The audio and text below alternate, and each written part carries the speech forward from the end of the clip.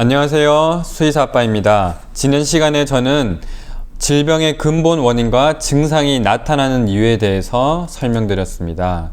질병의 원인은 한 가지 때문만이 아니라 여러 가지 복합적인 원인에 의해서 발생하는 것이며, 그 복합적인 요인에 의해서 몸의 면역력이 일정 수준 이하로 떨어졌을 경우에 질병이 나타난다라고 말씀을 드렸습니다.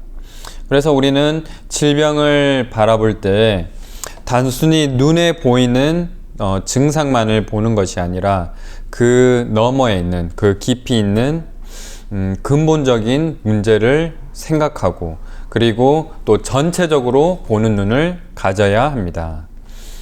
또 증상이 나타나는 이유는 몸을 하나의 치료하는 방식으로서 이 증상이 나타나는 것인데요. 현대의학에서는 이러한 증상들을 덮는 방식으로 이 문제를 해결하려고 하기 때문에 이것이 질병이 당장은 순간은 좋아지는 것처럼 보이지만 결국에는 그 질병이 또다시 재발하고 나중에 가서는 더욱더 심각한 질병으로 발전하게 될 수 있다라는 것을 알려드렸습니다. 오늘은 질병을 치료하는 방법에 대해서 알려드리겠습니다. 질병을 치료하는 데 있어서도 한두 가지 증상만을 가지고 접근해서는 안 됩니다. 치료 계획을 수립하는 데 있어서 강아지였을 때부터 또 지금 현재에 이르기까지 순차적으로 일어난 모든 병력을 잘 들어보고 이를 전체적으로 종합하여 그 치료 방법을 찾아야 합니다. 대부분의 만성질환은 오랜 시간의 잘못된 습관이나 독소에 인해 발생하는 것인데요.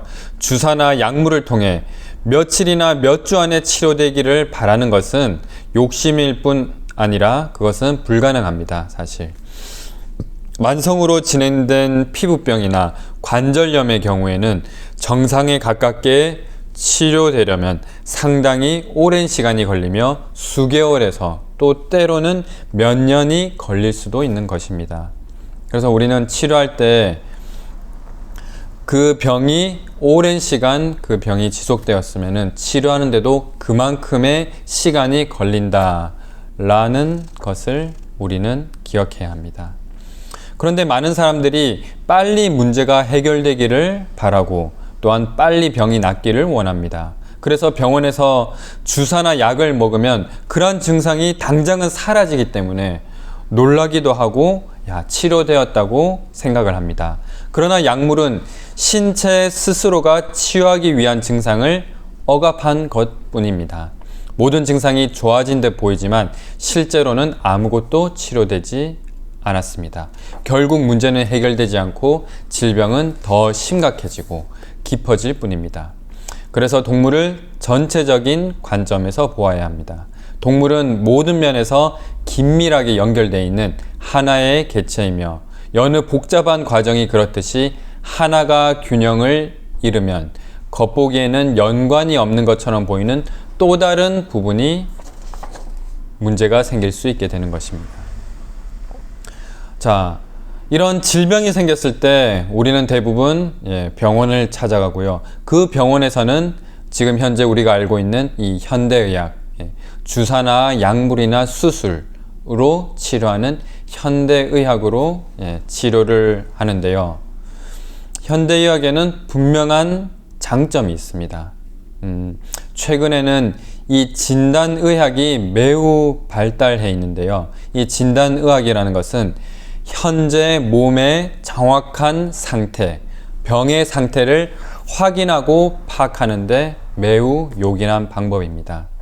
우리가 잘 알고 있는 엑스레이 검사라든지 CT, MRI, 초음파, 혈액 검사 등 이런 것을 통하여 그 몸의 상태를 정확하게 파악할 수 있습니다. 이것이 현대의학의 가장 큰 장점이 아닐까 생각이 됩니다. 그리고 현대의학은 응급의학에 매우 유용한데요. 특별히 교통사고를 당했거나 부상을 당했을 경우, 그 다음에 급성 어떤 질환이 생겼을 경우에는 빠른 대처를 통하여 그 질병이 심각해지는 것을 막을 수 있는데요. 교통사고의 경우에는 마취를 하여서 수술을 진행하고 또 여러 가지 또 약물로서 그것을 치료할 수 있습니다. 그래서 현대의학은 이 진단의학과 이런 응급의학에는 매우 뛰어난 의학입니다. 하지만 이 현대의학은 만성질환이나 또 면역계 질환, 또 우리가 흔히 앓고 있는 뭐 감기라든지 뭐 피부병, 또 뭐 암, 또 면역계 여러 가지 질환들의 치료에 있어서는 매우 한계를 보이고 있습니다. 왜냐하면 이런 것들은 단순히 어떤 증상만을 없애는 방식으로는 결코 치료되지가 않기 때문입니다. 그래서 우리는 현대의학에서 필요한 부분, 또 장점은 취하되 또 다른 그 현대의학이 가지고 있는 단점들이나 한계점, 부족한 점에 대해서는 다른 우리가 치료 방법을 취해야 할 필요가 있습니다. 그래서 요즘에 이 대체의학이 매우 또 관심을 가지고 또 병원에서 또 시도를 하고 있습니다. 또 그 중에 하나가 자연요법이 있는데요. 자연요법이란 약을 쓰지 않고 공기, 햇빛, 물, 열, 마사지 등과 같은 자연의 힘을 이용하여 병을 치료하는 방법입니다. 병을 제거하기 위해 몸 전체의 자연적인 시도를 강조하는 아주 포괄적인 치료법이라고 할 수 있고요. 이 자연요법에서는 이 질병의 원인을 부적절한 식습관과 운동 부족으로 인한 독성 물질이 몸 안에 과도히 축적되어 이 병이 발생된다라고 봅니다. 그래서 또 자연요법에서는 또 절식을 통하여 또 치료를 하는데요. 절식은 소화기계를 쉬게 하여 신체가 내부 청소를 하게 도와줍니다. 즉 독소를 배출할 수 있도록 도와주는 역할을 합니다. 이 자연요법에서는 훌륭한 영양, 먹는 것, 음식이 가장 기본입니다. 이것이 가장 중요한 요소이고요. 그 다음에 뭐 운동, 그 다음에 일광욕, 뭐 마사지, 온냉 치료, 그 다음에 빗질 등으로 치료를 하게 됩니다. 그래서 수의사 도널드 오그던 수의사는요, 수년 동안 이 자연요법을 성공적으로 사용하였는데요. 특히 피부병에 있어서 약 90%가 이런 치료법을 적용하여 단 2주 내에 호전되었다라고 기록하고 있습니다.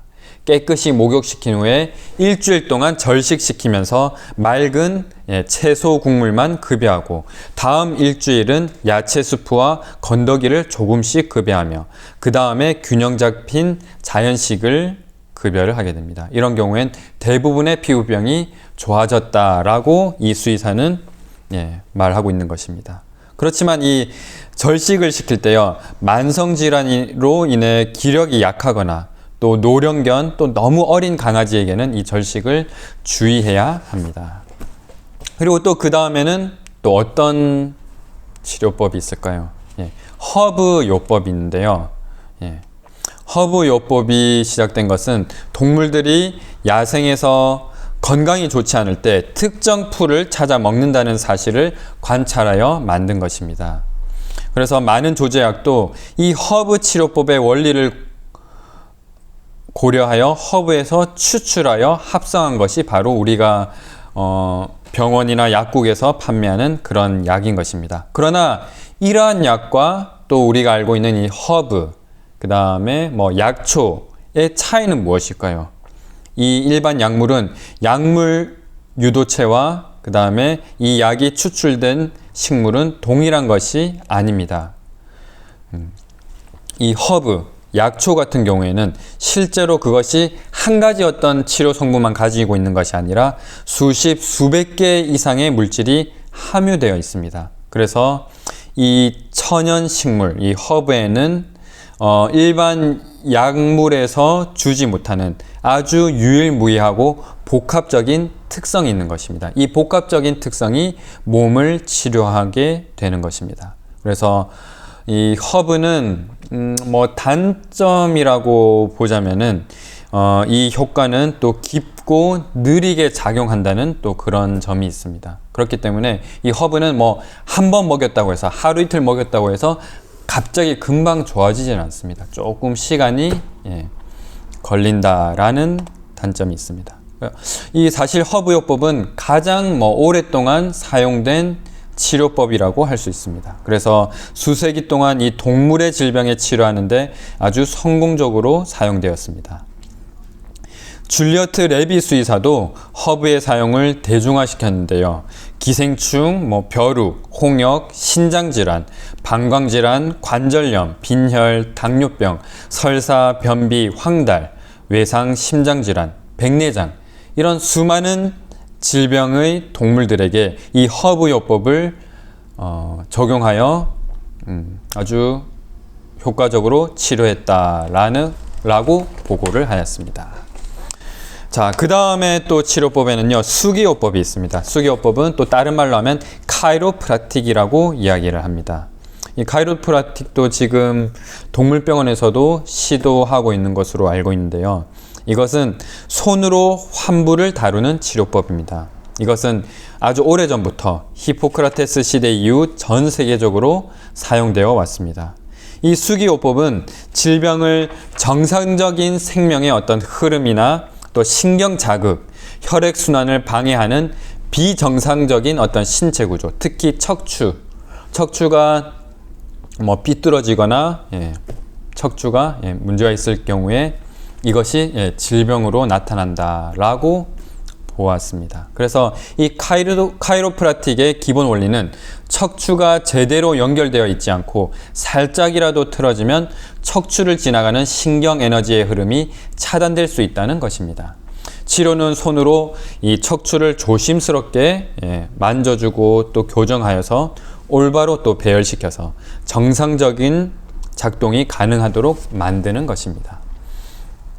그래서 이 수의사는요, 이 책의 저자는 18세 된 고양이가 오랫동안 심각한 구토와 식욕부진, 또 어깨에 심한 가려움증이 있었다고 하는데요.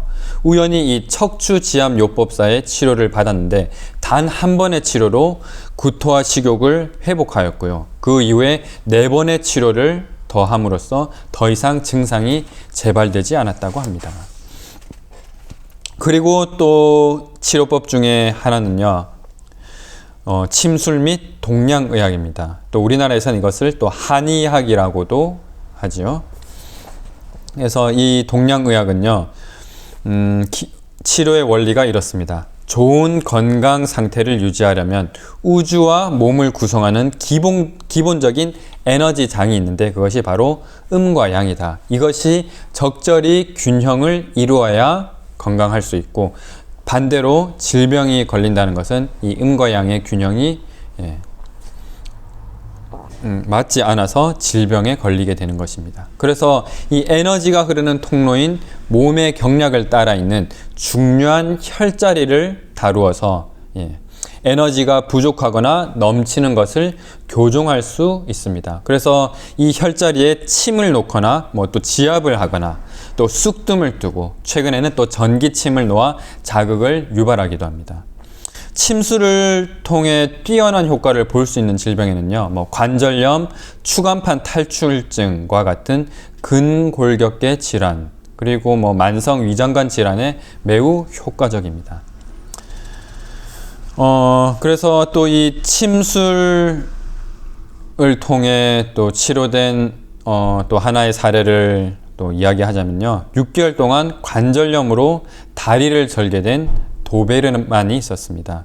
이 도베르만 개가 또 여러 치료를 하였지만 낫지 않았는데 이 단 한 번의 침 치료를 통해 통증 없이 걸어 다니게 되었다고 합니다. 또한 1년 동안 매일 16회 이상의 구토를 계속한 골든 리트리버를 4번의 침 치료로 통해 구토가 멈추었다라는 사례도 있습니다. 그리고 또 하나는 또 플라워 에센스라는 요법인데요. 이것은 영국의 에드워드 바흐가 개발한 것으로 주로 정신과 감정 상태를 치료하기 위해 사용되었습니다. 식물을 물그릇에 푹 담근 상태로 1시간 동안 햇빛에 내놓아 나무의 싹과 꽃망울의 희석액을 만듭니다. 그런 다음에 여기에 브랜디를 첨가하여 희석액을 보존한 다음 더 충분히 희석시킨 다음에 치료에 사용할 농축액을 만들게 됩니다. 이 농축액을 몇 주 동안 하루에 수차례 경구 투여를 하게 됩니다. 이것을 바로 플라워 에센스 요법이라고 하는데요. 이것은 빠르게 진행된 질병에 매우 효과가 있으며 특별히 어떤 이 정신적인, 감정적인 혼란 상태나 또 상해로 인해 엄청난 또 공포와 두려움이 있을 때 아주 유용한 치료 요법이라고 합니다. 그리고 마지막으로는 동종요법인데요. 동종요법의 치료 원리는 바로 유사한 것이 유사한 것을 치유한다라는 유사성의 법칙을 토대로 치료하는 것입니다. 동종요법은 현대의학의 그 기본 원리인 대증요법과 반대되는 접근법입니다. 동종요법은 유사한 증상을 유발하는 허브를 아주 극소량 투여하여 신체의 치유 메커니즘을 자극하여 작용합니다. 이 동종요법은 결코 증상을 방해하거나 차단하는 것이 아니라 몸이 이미 겪고 있는 자연치유 메커니즘과 함께 작용한다는 사실입니다. 또 동종요법으로 치료된 사례를 소개해드리겠습니다. 중성화 수술 후에 폐혈증이 나타난 한 고양이가 있었는데요. 이 고양이는 지속적인 고열과 구토로 매우 허약해졌고 온몸에 출혈이 생기면서 혈액 응고 메커니즘이 망가져 있는 상태였습니다. 그래서 이 고양이가 이제 내원을 하였는데요. 피하 수액을 하려고 하자 심하게 거부하며 통증에 매우 민감한 상태인 것을 알게 되었습니다. 그래서 동종요법의 약물 중 하나인 아르니카 몬타나라는 약물을 사용하였다고 합니다. 그런데 이 약물을 사용한 뒤 며칠이 지나자 체온이 떨어지고 출혈도 없어지며 많이 호전되었다고 합니다. 이런 동종요법 약물은 파보바이러스나 홍역과 같은 중증 감염 그리고 농양이나 감염 치료에 매우 효과적이라고 합니다. 자, 이렇게 해서 여러 가지 치료 방법을 알려드렸습니다. 그래서 우리는 이 각자가 가지고 있는 장점들이 있습니다. 그래서 우리는 그 장점들을 때로는 잘 선택하여서 자기 자신의 동물에게 맞는 치료법을 선택해야 합니다. 그래서 가장 중요한 것은 이런 이 질병이 걸리지 않도록 미리 예방하는 것인데요. 다음 이 시간에 어떻게 하면은 질병이 걸리지 않고 예방할 수 있는지에 대한 그것을 알려드리도록 하겠습니다. 오늘은 여기까지입니다. 감사합니다.